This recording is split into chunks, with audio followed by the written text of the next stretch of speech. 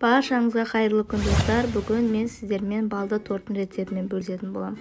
Ол үшін алдымен құмшекерімізді, сары майымызды және балымызды ыстық суда ерітетін боламыз. Толықтай ерітіп аламыз. Одан соң жұмыртқамызды сода екеуін жақсылап миксерлеп үстінен құятын боламыз.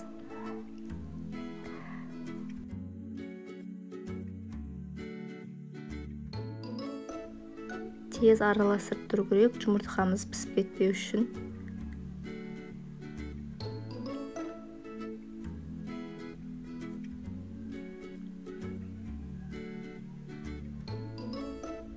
Онымызды шетінен салып отырамыз.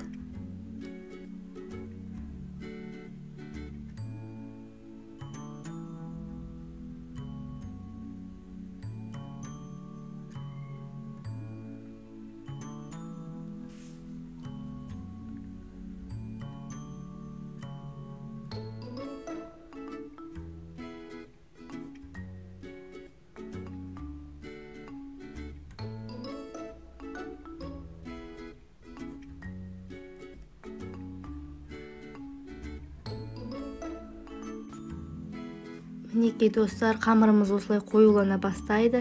Енді ковригіміздің үстіне ұнымызды сеуіп, осының үстіне қамырымызды төгіп, осының үстінде илейтін боламыз.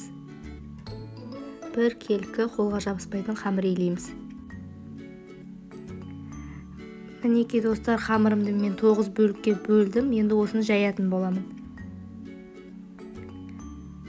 Осылай қолмен бірінші домалақтап аламыз, бөлік болған соң. Енді қағазымызға қойып, осылай жайып шығамыз. Жайып, әрқайсысын 2-3 минутта пісіріп аламыз.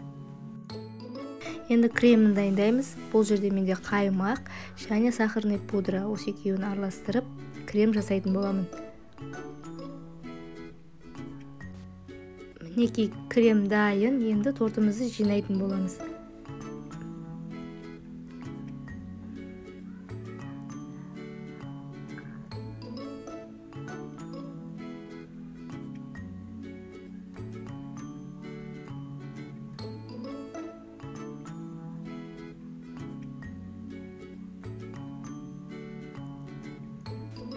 Мінекей тортымды жинап болдым. Енді бетіне қожудың қалғанын үгітіп сеуіп шығамыз.